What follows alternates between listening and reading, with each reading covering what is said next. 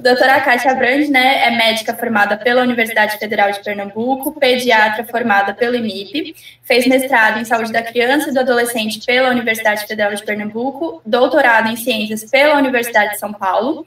Atualmente é professora associada da área acadêmica de pediatria da UFPE, professora da pós-graduação em saúde da criança e do adolescente da UFPE também, e preceptora do serviço de gastroenterologia pediátrica do Hospital das Clínicas da UFPE, além também de ser membro da rede IBFAM Brasil e membro da DORAD Brasil.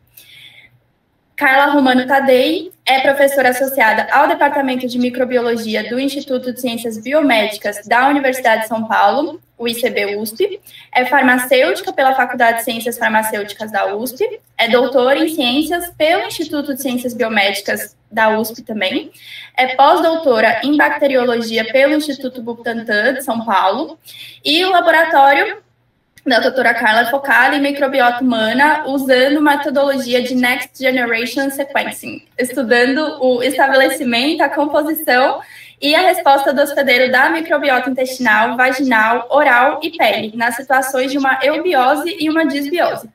E tem vasta expertise em microbiota dos primeiros 1000 dias da criança. Então, agora, apresentados, eu passo a palavra para a doutora Kátia Brandi. Boa noite, doutora, a palavra e a palestra é toda sua. Então, vamos lá.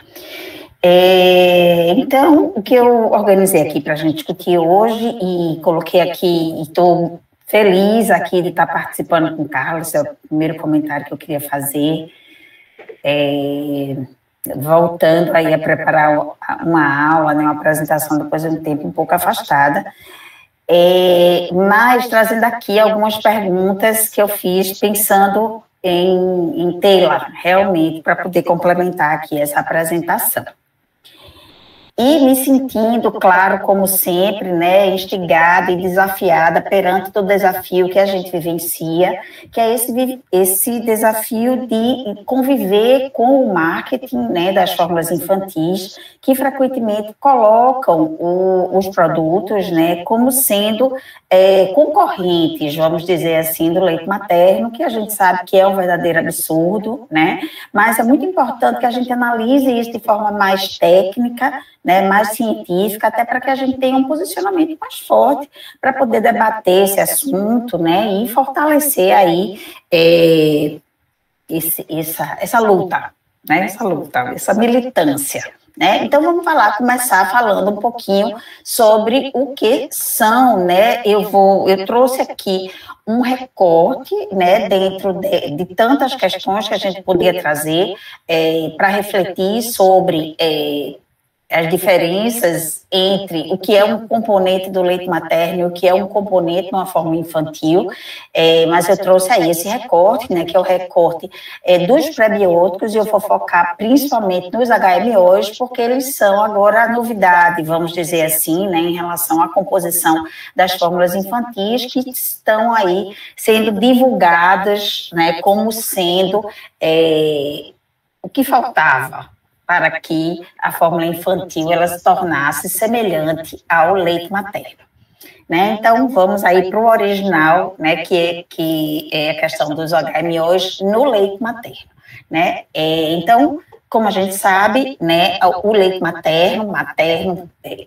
produzido pelo ser humano, claro, né, que poderia ser também o leite humano, mas ele é produzido exclusivamente pelo epitélio da glândula mamária humana, né, e todos os seus componentes, eles advêm dessa produção ativa pela célula do alvéolo mamário, né. Então, a maioria das substâncias, elas são produzidas ativamente por essa célula, então todas as macromoléculas, né, os lipídios, as proteínas e os carboidratos, eles são produzidos por essa célula e de nenhuma outra forma, né? Algumas substâncias, elas passam pela corrente sanguínea e pelos esses espaços intercelulares e são apresentadas e compõem aí também o leite humano, né?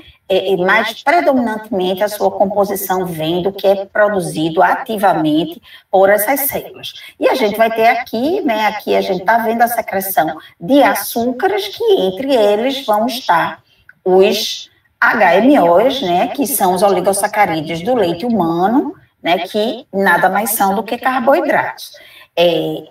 Ao falar em leite humano, a gente sempre começa dizendo que o leite humano, obviamente, ele é muito mais do que um alimento. Começa, obviamente, né, por aí, diferente, por exemplo, das fórmulas infantis, que são alimentos. Alimentos que precisam existir, né, para alimentar bebês que não podem ser amamentados, por qualquer razão que seja, inclusive pela razão da decisão da mãe de não amamentar, o que também deve se respeitar absolutamente. Mas, obviamente, também que todos devem saber que a fórmula infantil ela é um produto industrializado, sintético, para suprir necessidades nutricionais exclusivamente. E nenhuma outra função, nenhum atributo outro da fórmula infantil, ele pode ser propagado, né? Ele não pode ser utilizado enquanto propaganda para promover o uso exagerado dessa forma. Voltando ao leite humano, né? Então, ele é descrito, na verdade, como sendo um sistema biológico, ou também é muito legal, ele é comparado a um tecido, como um tecido ósseo, né? Como um tecido de um órgão, como o sangue também é descrito como um tecido, né? Então, a gente vai ter aqui, entre os seus chamados macronutrientes, um percentual grande, né? A maior parte dos sólidos do leite humano é formado pelos carboidratos, a maior parte dos carboidratos é a lactose que é o carboidrato que é metabolizado pelo intestino do bebê e é utilizado como fonte de energia, é absorvido e é utilizado como fonte de energia.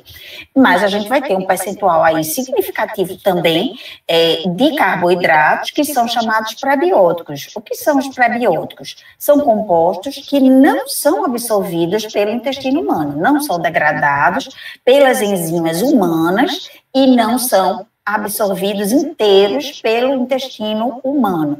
E, portanto, chegam nessa forma inteira ao cólon, onde serão utilizados pelas bactérias. Então, veja que incrível, né? Existem componentes no leite humano que são direcionados para as bactérias intestinais, principalmente. Eles têm algumas outras funções que ainda estão sendo estudadas, não estão muito bem esclarecidas, mas a principal função desses carboidratos prebióticos é nutrir as bactérias intestinais. Além do leite humano conter esses prebióticos, ele contém também bactérias, né? Então, na verdade, bactérias selecionadas, são na sua maioria bifidobactérias e lactobacilos, né?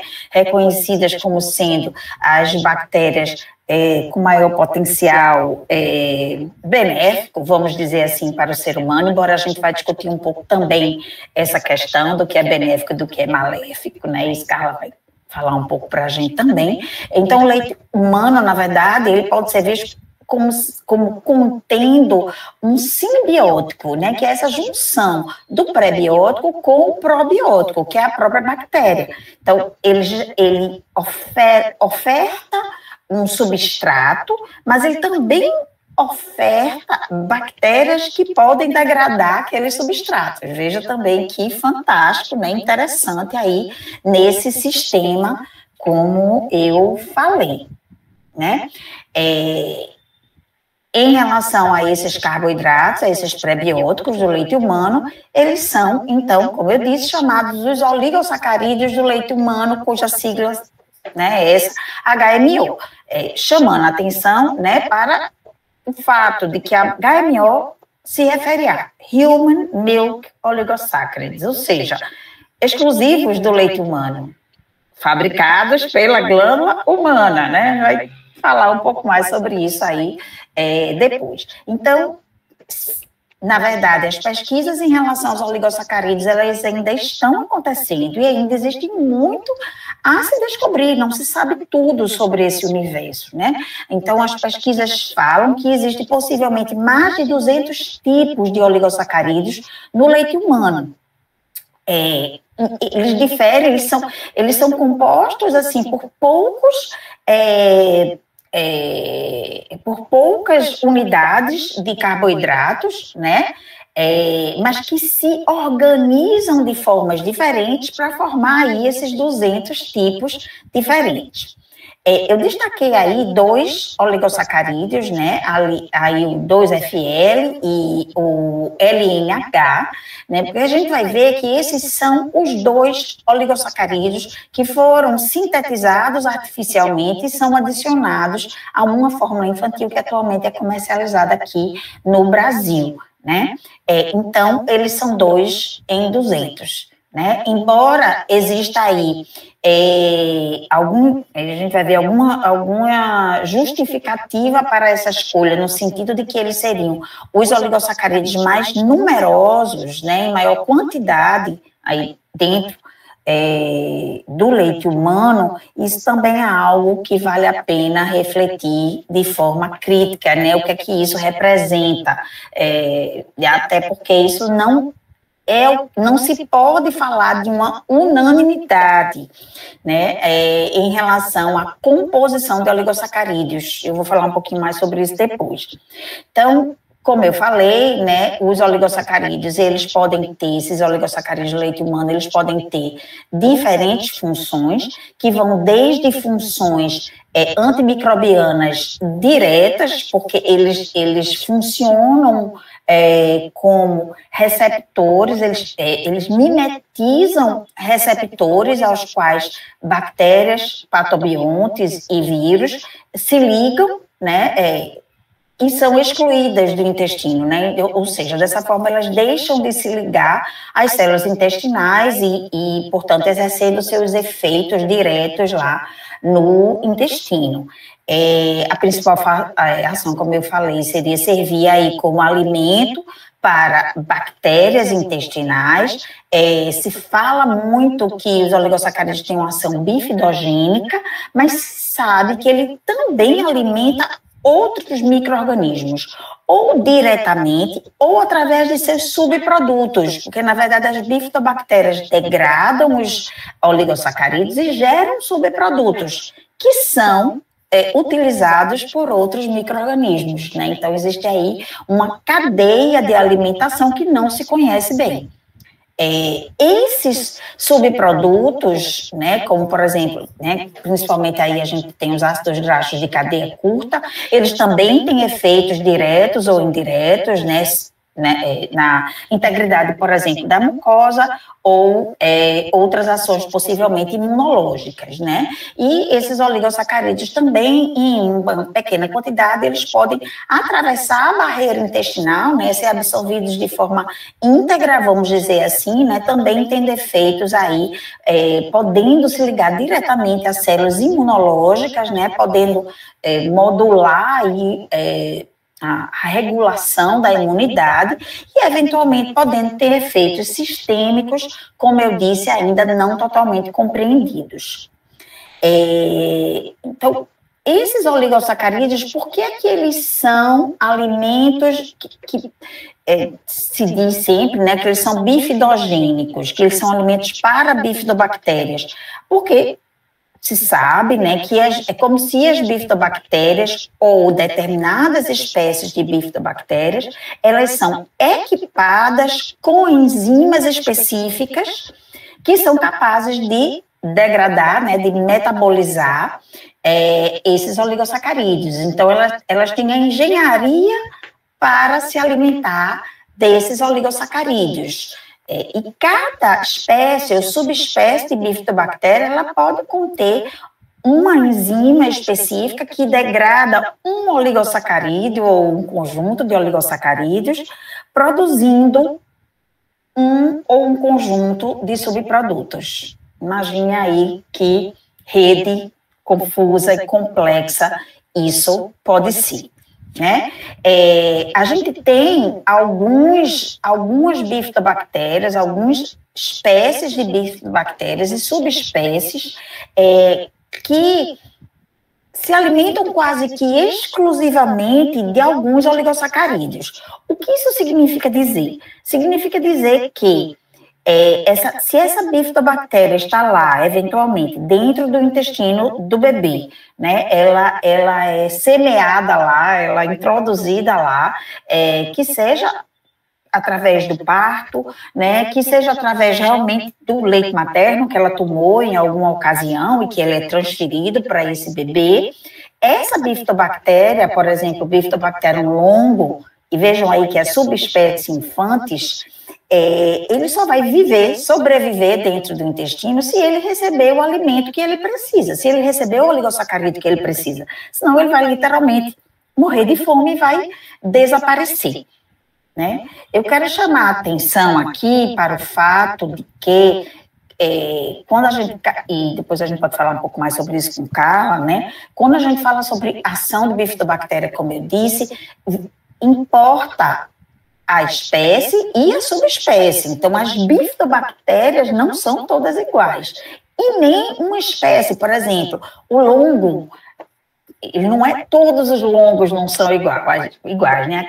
Aqui importa os sobrenomes, todos os sobrenomes são importantes aqui quando a gente fala em função. Né? Então, assim, né? Ouvindo, percebendo, né, sabendo que os oligossacarídeos, eles, do leite humano, né, eles faziam do leite humano tão especial, vamos dizer assim, e traziam benefícios, né, aos seres humanos. Obviamente que surge aí o interesse comercial para que essas substâncias, né, elas pudessem, então, ser produzidas para serem incorporadas às fórmulas infantis, potencialmente aproximando elas mais do leite humano, né? Mas vem aí o grande desafio. Primeiro é como sintetizar esses oligossacarídeos, já que eles são produzidos pela glândula mamária, né? Esse problema, né, foi resolvido, vamos dizer assim, né? Eles produzem isso sinteticamente através da fermentação de bactérias. É uma das estratégias, existe mais de uma, né? Tem também engenharia genética, tem vários recursos tecnológicos para que essa síntese possa ser realizada. Eu acho um pouco inquietante, né? Queria ouvir a opinião de Carla sobre isso também, né? Porque a partir do momento que esses oligossacarídeos são sintetizados e muitas vezes, né, por bactérias, Escherichia coli e tal, gera aí, né, uma certa inquietação, pelo menos de minha parte, né, para ser utilizado no ser humano, principalmente nos bebês. Veja, os oligossacarídeos são considerados substâncias seguras até o momento. Claro que por isso que elas existem nas fórmulas e são permitidas, né? Elas são permitidas porque elas foram consideradas seguras. Entretanto, os seus benefícios, eles não foram comprovados. Mas, enfim, tem um outro desafio aí para a indústria, que era escolher, né, quais seriam os oligossacarídeos que ela iria produzir. Ela iria produzir os 200 ou mais de 200? Impossível, né? A síntese desses produtos é relativamente cara, né, requer uma tecnologia cara, né, e enfim, isso não seria possível. Então, eles teriam que escolher 2, né, o que temos atualmente, né, e como escolher que 2, né, como eu disse a vocês, terminou que a escolha foi pelo que era mais abundante, aparentemente, né, mas vem aí uma apresentação aí de um estudo que analisou a composição dos oligossacarídeos, né, num pool de mulheres de diferentes países. E a gente vê aí como a distribuição de alguns oligossacarídeos aí que se destacam como sendo os mais abundantes, como ele variou, né? Eu coloquei aí o quadradinho no LNNT, no 2FL, né, a cor ali nas colunas, e a gente vê como isso pode variar muito, né? Então, a gente vê aí, por exemplo, nas mulheres de Gana, o 2FL, que é mais abundante em muitas mulheres, nas mulheres de Gana ele não é também tão mais abundante, né? É diferente, por exemplo, aí das mulheres do Canadá, por exemplo, né? E Bem, os estudos tentam entender, né? Óbvio que existe também um interesse até de otimizar, vamos dizer, a composição dos HMOs das mulheres mesmo, né? Para que esse leite humano ele possa ofertar, possa favorecer a melhor microbiota possível.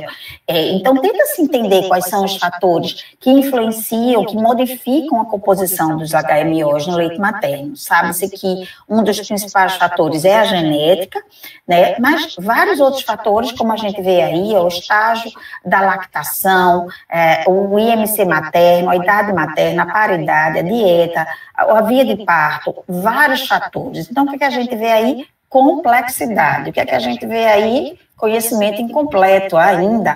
A ciência não esclareceu ainda quais são esses fatores que influenciam. E por que essas variações existem? Né? Elas existem com o intuito, elas, né, precisam existir? Não se sabe, né?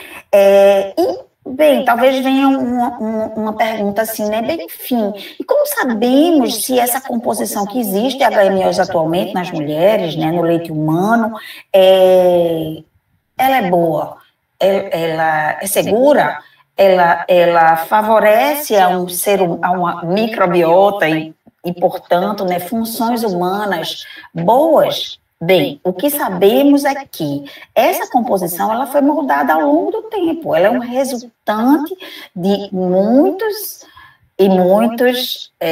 milhões de anos aí da evolução dessa simbiose do ser humano com as bactérias e as informações que foram transmitidas ao longo das gerações. E isso é o mais seguro que a gente pode ter, né? Confiar na evolução é o que a gente pode fazer, é o que nos trouxe até aqui, né?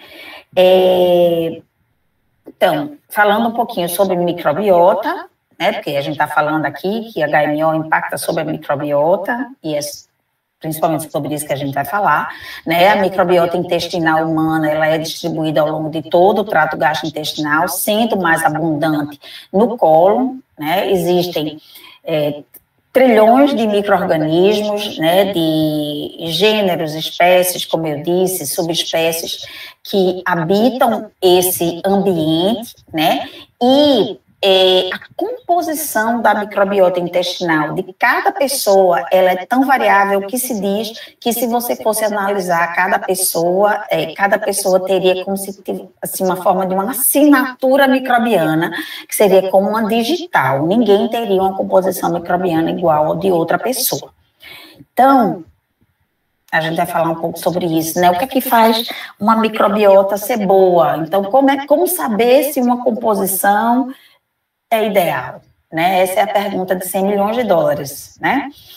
Enfim, se sabe que o que é que se espera de uma boa microbiota, vamos dizer assim? Se diz que a microbiota é boa quando ela existe em eubiose com o organismo humano, né? Então, ela exerceria aí, ela teria o potencial de exercer funções benéficas para a imunidade, para a resistência à colonização por patógenos, para a angiogênese, para a diferenciação do sistema nervoso, para tudo, para várias funções, para a integridade da barreira intestinal, né, para a síntese de substâncias como vitaminas, essa relação da microbiota, talvez a relação mais forte que existe da microbiota seja com o sistema imunológico, tanto no sentido do estímulo ao seu desenvolvimento, como no sentido do equilíbrio do sistema imunológico, que é o que se busca,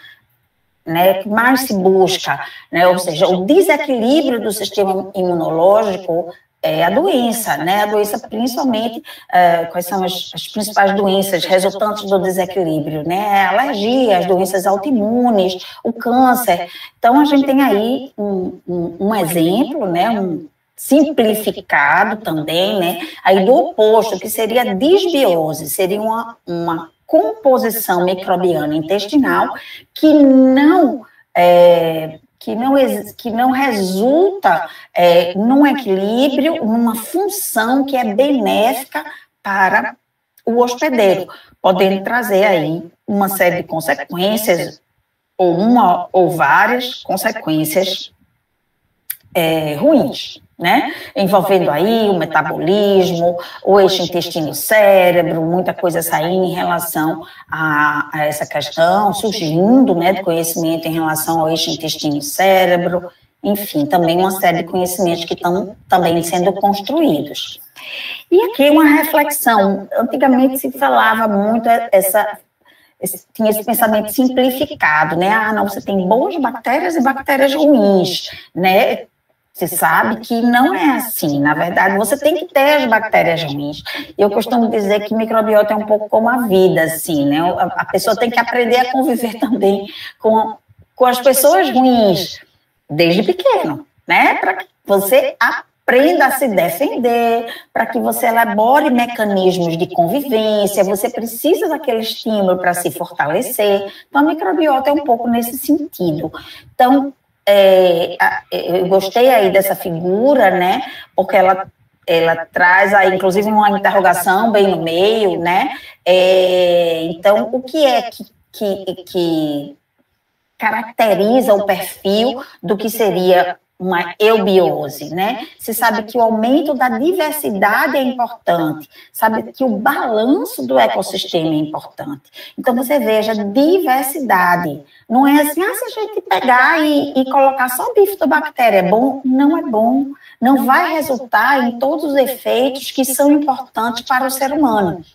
Então, se fala muito no efeito conjunto do ecossistema, né? E não o efeito de um micro-organismo ou de um conjunto restrito de micro-organismos.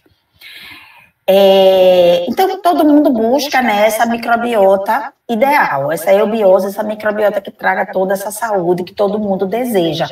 E a gente pensa nesse efeito ao longo da vida, a gente pensa principalmente no efeito para o indivíduo adulto, mas, né, aí trazendo aí toda essa ideia maravilhosa que é do Doherty, né, mas a saúde do adulto, ela tem origem na infância, e a microbiota do adulto tem origem na infância.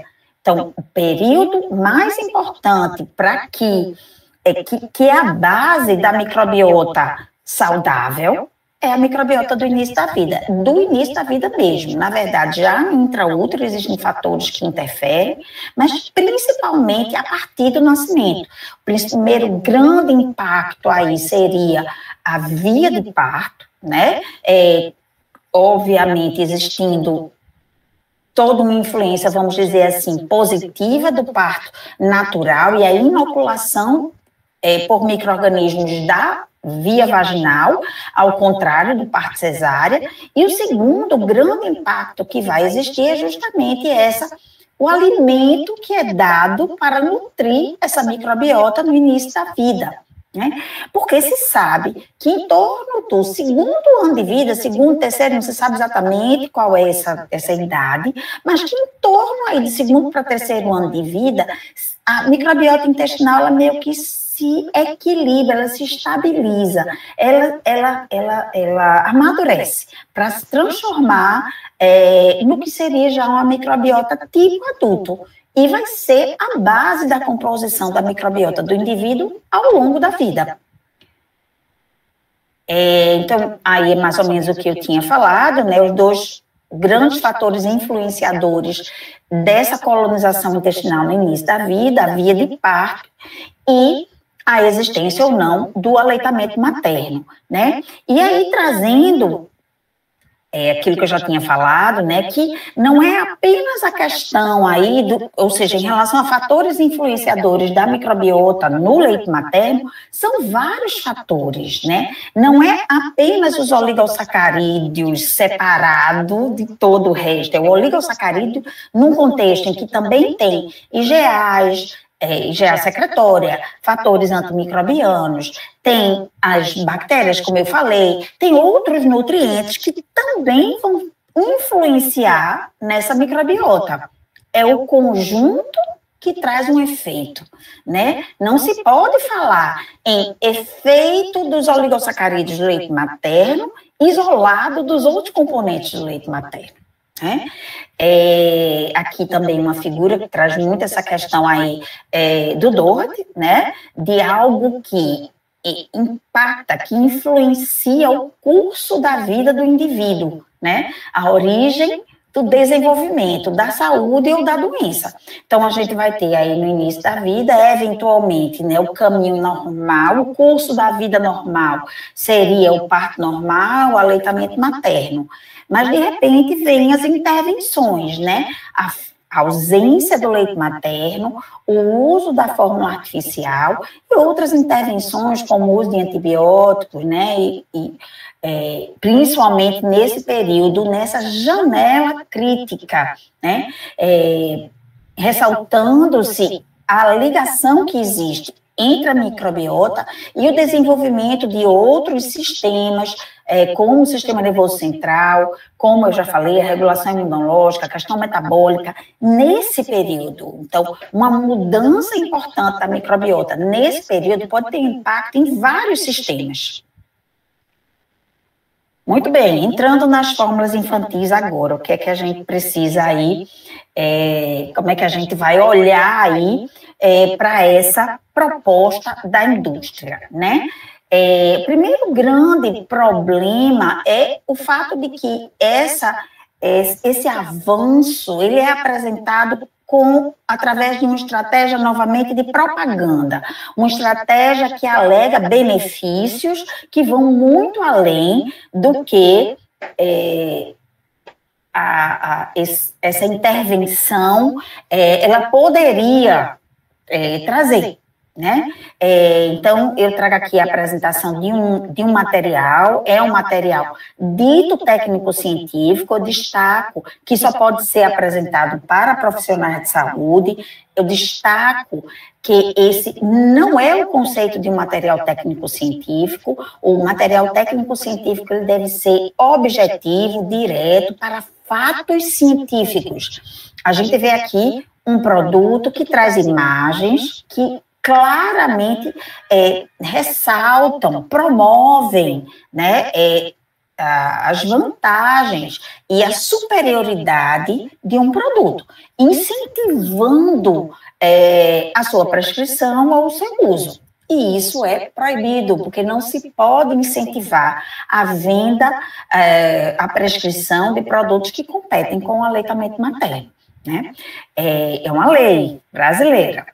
E aí, por exemplo, a dita monografia, né, o produto técnico-científico, ele começa apresentando o que são os oligosacarídeos do leite humano. Então, ele fala, né, em vantagens de oligosacarídeos que não são o que ele tem no produto dele, né?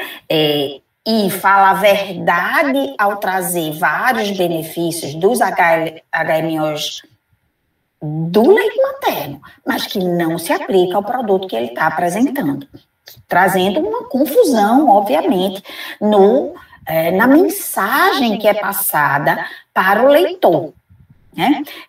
A verdade é que, como eu disse, são 2 oligosacarídeos que são acrescentados, que a gente vê no quadrinho, né, que é o 2FL e o LNT.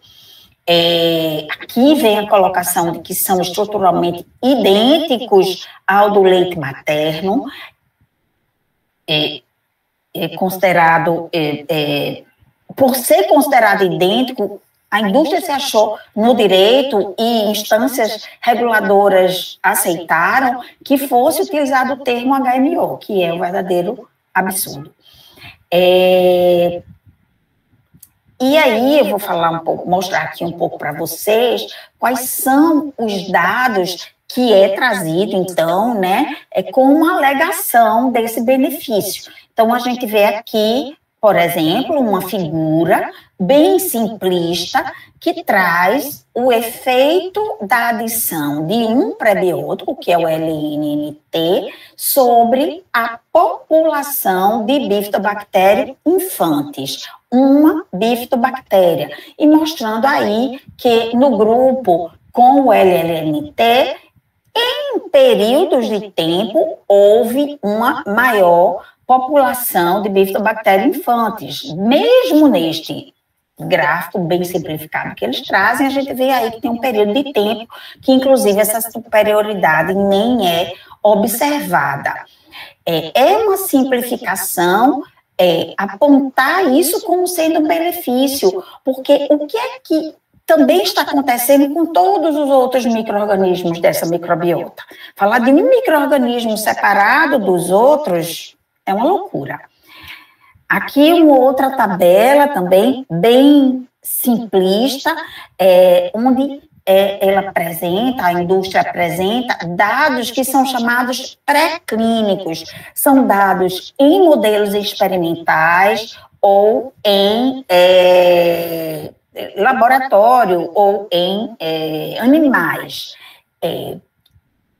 Isso não pode ser transposto para o ser humano. O que acontece no modelo experimental, o que acontece no modelo animal, que está todo controlado ali para aquela intervenção, não significa que vai acontecer no ser humano com toda a sua complexidade. Mas a partir do momento que é apresentado dessa forma, ele induz o leitor novamente a essa conclusão, né? Promove a vantagem seletiva do bifidobacterium infantis sobre os bacteroides. Então, diminui a carga de streptococcus no modelo animal. Então, a gente vê aí todos esses comentários simplificados. Aqui também, simplificadamente, para que, né, visualmente fique claro, né, e aí as perguntas, né, que Carla vai comentar depois. É possível comparar os benefícios dos acariniós do leite humano, e é para vocês pensarem também, os alunos da Liga, né, e do DORD, aos os sintéticos. É possível fazer essa comparação, como é sugerido, né, pela empresa. Enfim, o que está realmente acontecendo, né? O que é que essas pesquisas apresentadas, o que é que elas querem mostrar, porque aí tem o intuito de mostrar um efeito, e o que é que não está sendo investigado, né? O que é que não é a preocupação da indústria, porque a indústria, na verdade, ela quer provar o benefício. Ela não está comprometida com o todo da verdade, ela está comprometida com o que ela está buscando, né? Aqui alguns trabalhos que trazem algumas colocações um pouco diferentes, vamos dizer assim, para refletir, né? Que, por exemplo, aqui o 2FL aumentou a abundância de um outro micro-organismo. Aqui a Blautia, que eu não conhecia. Não obrigatoriamente a Blautia, ela é um micro-organismo danoso. Ela pode ser até benéfica. Mas é um outro micro-organismo, enquanto a indústria coloca que o efeito é só sobre bifidobactéria, isso não é verdade. Aqui um outro trabalho mostrando que, né, também numa cultura, aqui também é um estudo experimental, né, houve um crescimento em cocultura de lactobacilos. Veja, isso pode ser bom, mas o que foi observado? Que a partir depois que a bifidobactéria degrada o 2FL, lactobacilos utilizam aqueles subprodutos e também proliferam. Então, quem mais prolifera com os subprodutos da bifidobactéria? E ao contrário, aqui um outro estudo mostrando que a presença de outros micro-organismos ajudam a bifidobactéria a degradar o 2FL, mostrando aí, então, que esse metabolismo, obviamente, ele é influenciado pelos outros micro-organismos que estão ao redor e por esses subprodutos que são produzidos. Aqui, novamente, outros dados apresentados aí no material, né, apontando, e a gente vê aí, traz o nome benefícios, que, como eu disse, não poderia existir no material entregue pela indústria para o profissional. A gente vê aí vários estudos que não são estudos de boa qualidade, novamente, são estudos pré-clínicos, observacionais, isso não permite concluir o efeito clínico, não permite concluir o efeito para os bebês, né, vamos dizer assim, e para todos os bebês, que é o mais grave. A gente está falando aqui de algo, de uma intervenção que é feita de forma universal. 2 prebióticos que são escolhidos para serem dados para todas as crianças, em qualquer contexto, em qualquer lugar, em qualquer idade, né, em qualquer país. É isso, está pronto, é a mesma fórmula para todo mundo. Em relação, veja que coisa discrepante, em relação à segurança e tolerância, eles trazem questões, o que é segurança? O que a fórmula precisa provar de segurança? Que promoveu o crescimento da criança. Então, crescimento não tem nada a ver com efeitos sobre a microbiota, com efeitos sobre a imunidade, que são os benefícios que eles terminam alegando e propagando de forma mais veemente. A gente vê aqui esse último, ficou aqui escondido por essa barrinha, né? Um trabalho que eu vou falar um pouco mais aqui depois, mas que eles ressaltam o trabalho, o artigo com o qual os representantes muitas vezes trabalham, afirmando que esta fórmula, ela traz vantagens como reduz o risco de bronquite, reduz o uso de antibiótico. Quando se vai olhar de forma crítica para esse resultado, para esse trabalho, né, ele é um trabalho que foi altamente financiado pela indústria, só isso já torna o trabalho discutível, né, os resultados discutíveis, então não pode haver viés dessa natureza, dessa intensidade, num trabalho que pretende avaliar de forma séria a eficácia de uma intervenção dessa natureza, né, e tem vários erros na metodologia do trabalho, e só para concluir essa análise, que esse grupo, que é um grupo muito sério da Inglaterra, o First Step Nutrition, que coloca aí que, na verdade, eles pescam os resultados que eles querem divulgar, e que essa pescaria, ela não é confiável, pescaria de resultados, não é confiável. E eu vou concluir aqui, né, essas colocações, né, essas indagações, essas inquietações que eu trouxe, com um posicionamento, um artigo de posicionamento muito sensato da Sociedade Alemã de Medicina da Criança e do Adolescente, foi publicado em 2022, e eu sou fã desse documento, que é muito lúcido, né? Ele coloca fórmulas infantis com oligosacarídeos sintéticos, que não são HMOs, são oligosacarídeos sintéticos, não devem ser preferencialmente recomendados, em detrimento das fórmulas infantis sem esse aditivo. O grupo, ele considera, e eu também, que o uso do termo oligosacarídeos do leite humano e abreviações como HMO em qualquer propaganda de fórmula infantil é uma idealização inapropriada da fórmula infantil. E dessa forma, os fabricantes devem interromper essa prática desse uso, né, dessa propaganda, e essa prática de marketing deveria ser proibida pelas instâncias reguladoras. E deve ser responsabilidade dos profissionais de saúde informar as famílias que fórmulas infantis suplementadas com oligosacarídeos sintéticos não se assemelham à complexa composição dos oligosacarídeos do leite humano. Então, é isso. Deixa eu sair aqui, interromper, vamos ver se está certo. Ok, deu certo. Ok. Obrigado, professora. Muito obrigado, excelente palestra. É incrível, né? Como a indústria consegue manipular, né? E supervalorizar essas informações, né? É incrível isso. E como a gente fica com raiva. Quando a gente começa a ter raiva, é um problema, porque aí a gente fica sempre com o olho naquilo e a raiva vai aumentando, né? Porque é uma afronta ao conhecimento científico. São várias afrontas. Né? Mas vamos lá, eu fiz várias perguntas Carla, né? Para a Carla, fica à vontade. Né?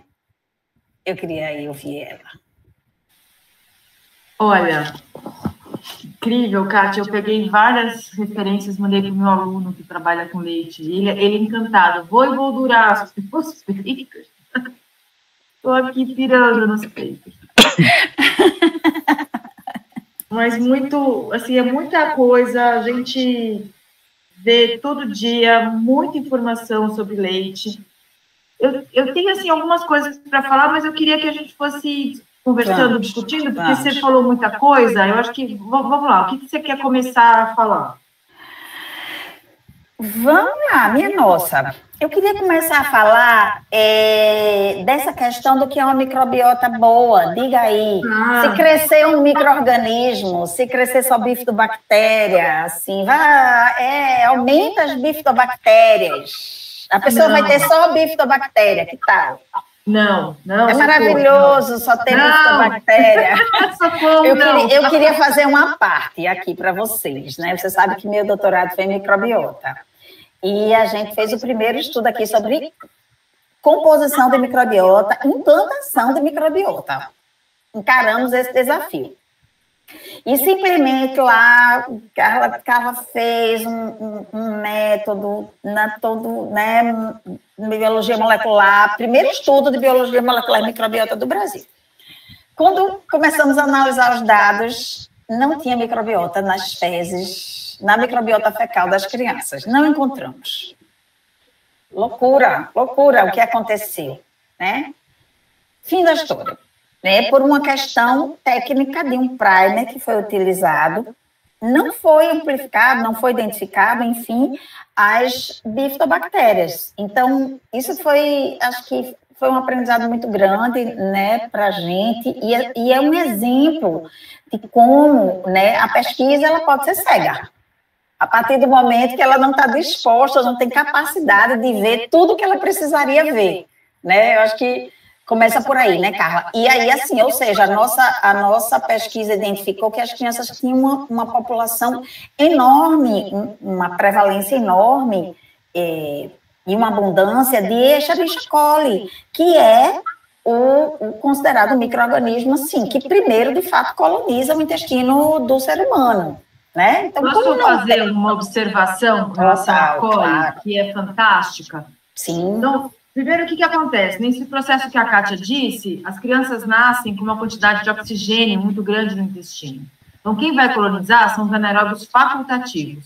Coli, Strep, Enterococcus, coloniza, começa a produzir succinato, consomem oxigênio, transformam o ambiente em anaeróbio.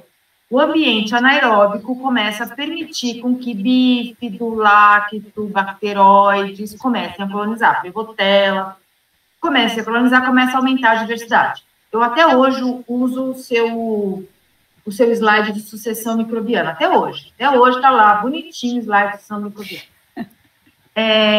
Mas isso é importante porque esse succinato que os anaeróbios facultativos começam a produzir, eles vão atuando junto com a mucosa intestinal a ativar genes importantes, como o gene MUC e o gene FUT. Gene MUC é o gene que produz muco, é o gene que expressa a mucina, o muco que vai sendo secretado pela mucosa intestinal. O gene FUT é o gene que está relacionado com os glicanos que vão estar aderidos nessa camada de muco. E uma das coisas mais importantes é a fucose. A fucose tem que estar ligada nesse muco, fazendo esse glicocálix, porque a fucose vai ser degradada, vai ser liberada pelas bactérias benéficas, e a fucose liberada vai proteger o epitélio intestinal. Enfim, então você precisa da coli, precisa das anaeróbias facultativas para começar essa colonização. Bom, a gente fez um trabalho enorme, depois eu posso compartilhar com vocês algumas coisas, a gente está publicando esse trabalho. A gente fez um trabalho com 500 crianças ao longo de 3 anos, estamos terminando o 3º ano. A gente analisou por shotgun, que é uma metodologia super avançada. Nós temos 1.500 amostras agora, coletadas e sequenciadas de fezes de criança ao longo dos primeiros. Essas amostras de 1.500 essas amostras estão até 2 anos e meio. A gente está coletando agora as de 3 anos. Qual é a principal bactéria que essas crianças têm até os 2 anos? E. coli.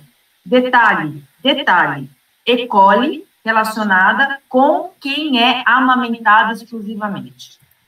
Crianças que são amamentadas exclusivamente até o 3º ou 4º mês de vida têm um aumento de E. coli. Mais incrivelmente ainda, essa análise de shotgun permite com que a gente analise metabólicos, as vias metabólicas preditivas das bactérias. Uma das principais vias significativamente aumentada nas crianças amamentadas, produção de vitamina K. O que é importante para o bebezinho? O bebezinho não precisa ter vitamina K? Não produz, né? Quem está produzindo a vitamina K para o bebê? A E. coli. Bebê amamentado estimula a coli a produzir vitamina K. Então, a gente, de fato, tem que levar muito em consideração o que a literatura diz e a nossa população. A nossa casuística, né? Sujeito ao ambiente, né? Ao ambiente que a gente existe, né? Exatamente. Que a gente existe, que é diferente da Europa, né? Enfim. Mas, respondendo a sua pergunta do que é bom, do que é ruim, bom, esse mesmo trabalho foi feito em diferentes cortes. Na Europa, na África, na Irlanda, nos Estados Unidos e na Nova Zelândia. Na África, a gente encontra um perfil semelhante, Brasil e África, um perfil semelhante nos principais genes que estão sendo expressos da microbiota. Mas não é a mesma microbiota. Qual é a conclusão disso? Não importa a microbiota. Não importa quais são as bactérias que você tem lá. Importa a interação que elas têm entre elas. Importa as vias metabólicas que essas bactérias têm e o efeito que isso vai ter no hospedeiro. Porque a gente viu que os mesmos genes, as mesmas vias metabólicas estão presentes, mas por bactérias diferentes. Então, a conclusão é, não importa a microbiota que você tem. Por isso que hoje em dia, né, Carla, tem muita questão aí que está mudando o foco para a questão da metabolômica, né? Metabolômica vai revolucionar o conhecimento da microbiota. Da metagenômica, né? Que é isso, né? É o resultado do conjunto. É o efeito do conjunto. É o efeito do conjunto, porque aí o que acontece é que o mais importante é que essas bactérias, além de produzir succinato, lactato, enfim, estão produzindo ácidos graxos de cadeia curta, propionato, butirato e acetato. Propionato e acetato e lactato podem ser convertidos. Então, as bactérias convertem propionato em butirato, convertem acetato em propionato. Essa conversão de ácidos graxos, lactato é convertido em propionato e butirato. O que vai acontecer? Você equilibra o pH do lumen intestinal e você equilibra o funcionamento, o metabolismo bacteriano. Então, o ideal é que tenha esse equilíbrio. Então, a bactéria que está lá, ela tem que produzir os ácidos graxos de cadeia curta. Ácido graxo de cadeia curta é um fator primordial para a microbiota e para o epitélio e para o desenvolvimento do sistema imune. O que o ácido graxo de cadeia curta faz? ele é absorvido pelas células epiteliais, colonócitos e enterócitos, e ele vai lá no núcleo das células, estimula as células, ele ativa o gene das células de transcrição da claudina e ocludina, que são as proteínas que formam as junções firmes. As junções ocludentes, as junções firmes. E ela controla a permeabilidade, ou seja, não vai entrar e sair tudo que está no lume, porque está fechado. Então, essa é a grande questão da produção dos ácidos graxos que ele é. Então, o ponto é, não existe bactéria boa e bactéria ruim. É a interação entre elas. Pois é, o que é que você acha desses dois HMOs? Dessa proposta, desses dois... Veja, vamos analisar, obviamente, né? A gente tem aquela história, a gente tem que evoluir, né? É um fato. Agora, intervenções que modifiquem tão, talvez, né? Tem um efeito tão importante, né, na composição da microbiota, vale a pena, será? Qual é a sua impressão? A Kátia mostrou um slide onde tem lá as composições, né, dos principais oligosacarídeos. Vocês devem ter percebido, se vocês prestaram atenção, que alguns dos oligosacarídeos têm a fucose, a tal da fucose ligada. Como é que essa fucose é ligada? Como ela mostrou, a célula da glândula mamária, do alvéolo da glândula mamária, é o que vai produzir esses oligosacarídeos. Só que quem determina a produção desses oligosacarídeos é o estímulo celular, é a genética, né, o DNA celular. Por quê? Porque todos os indivíduos têm o gen FUT. Esse gen FUT é extremamente importante. Esse gen FUT é o que determina a tipagem sanguínea, a incorporação de carboidratos nas hemácias, enfim.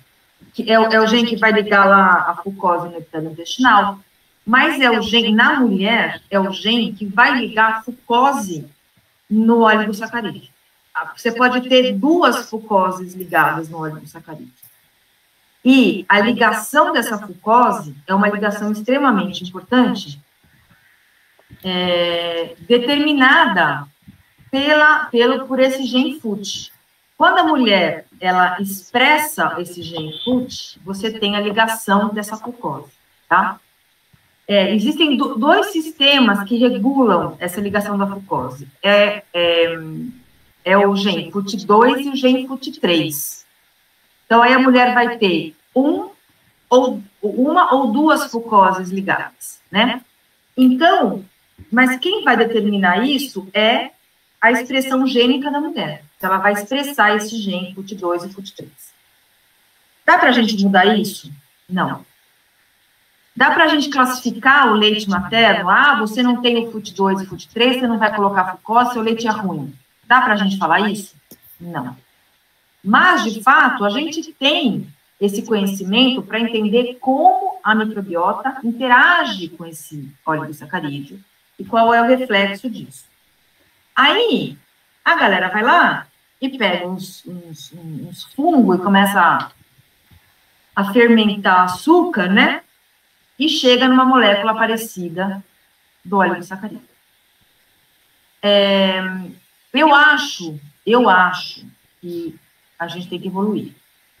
Mas a gente não tem que trocar o certo pelo duvidoso. Né? Então, eu concordo plenamente, a indústria farmacêutica faz uma propaganda, né, a indústria alimentícia faz uma propaganda que não é real, porque não é o mesmo oligosacarídeo. Pode ter a mesma composição, mas não tem o mesmo tipo de ligação, não é produzida pela célula humana, não é o mesmo oligosacarídeo. Então, não é. Já se colocou, semelhante não é igual. Devido ao avançar da hora, como dizem, vamos abrir para perguntas, Henrique? Eu tenho outro comentário, enquanto vocês se organizam para a pergunta, eu tenho outro comentário. Nesse mesmo trabalho, a gente pegou o leite materno das mães aos 3 meses de idade da criança. e a gente sequenciou a microbiota do leite materno, microbiota do bebê e tal, e aí eu estou com uma aluna lá que tem uma ligação com o pessoal da Fiocruz do Rio de Janeiro, eles dosaram metais pesados no leite materno. Muita. As mães têm chumbo no leite materno. É um trabalho que a gente publicou agora na Frontiers in Public Health, há 2 semanas atrás. Nossa. Tem chumbo no leite materno. E aí, como a gente tem um histórico de neurodesenvolvimento dessas crianças, esse chumbo, ele tem uma relação com o atraso de linguagem das crianças. Eita. Aí, a gente está numa saia justa, porque a gente não pode falar que o leite é ruim. Não é ruim. Mas você sabe que fórmula infantil é cheia de metal pesado, muito. Pois é, mas aí o que a gente... Mais do que... É porque, na verdade, o que precisa é cuidar da alimentação das mulheres também. E política pública, pública para não liberar. Isso, é um absurdo, porque tem que controlar esses metais pesados que estão em todos os locais. E que aí, assim, as mulheres que particularmente estão amamentando têm que ser orientadas em relação a isso e protegidas, né? Então, não é que o leite materno seja ruim, é porque os fatores externos estão fazendo com que o leite materno seja contaminado por coisas que não devia. A gente deu uma entrevista agora para o Jornal da USP e eu fiz questão de deixar isso bem claro. Olha, o ponto não é não amamentar, porque tem que amamentar. Porque a fórmula infantil é muito pior, porque contaminação tem muito antibiótico, metal pesado, é muito, imagina que... Né? Se a coisa superfiltrada do leite materno, enfim, né? Ela chega a esses contaminantes todos. Imagina um produto que tem milhões, vem de muitas fontes, não sei quantas substâncias, de fontes diversas, né? As vacas aí estão recebendo todo tipo de coisa, todo tipo de produto, de antibiótico para poder render mais. Então, assim, é muito pior a opção. Né? Mas, assim, o que se deveria gastar energia era para melhorar a composição do leite materno, sem sombra de dúvida, né? Sem sombra de dúvida, exatamente. Entender mais a composição do leite materno, o que não está ideal e como melhorar, né? Para melhorar a saúde humana. É isso aí. Vamos lá, perguntas. Quem tiver dúvida, pessoal, pode fazer pelo microfone ou se quiser escrever no chat e a gente lê. Também fiquem à vontade. Tanta informação, todo mundo já cansado. E vocês, meninos, alguma consideração? Eu fiquei com uma pergunta, assim, né? Porque eu lembro de uma época, quando a senhora falou de desbiose, né? E aí eu lembro que tinha algum tempo atrás, não sei se ainda tá, mas era uma época assim que todo mundo tinha desbiose, né? Todo mundo tinha desbiose e precisava suplementar. Tá. Eu fico me perguntando como é isso, assim, para o pediatra, né? Nesse contexto das crianças, se já chegou, assim, essa pressão de suplementação, né? Sim, inclusive, sim, tem uma prática que virou rotineira, que também é muito preocupante, já saiu alguns posicionamentos em relação ao cuidado que se deve ter e a não inocência, vamos dizer, porque tem uma prática de fazer uso de probiótico, principalmente o Lactobacillus reuteri, que saiu alguns estudos sugerindo que ele podia ser benéfico para o quadro chamado cólica infantil. Começaram a fazer ele de forma profilática para todas as crianças. Profilático, não existe nenhum trabalho mostrando que ele pode prevenir a ocorrência e nem existe evidência suficiente de que seja eficaz para realmente reduzir a cólica. Mas começou a se fazer um uso indiscriminado, muito nesse sentido, né? Então, assim, essa história, as pessoas buscam uma solução simples para um problema complexo.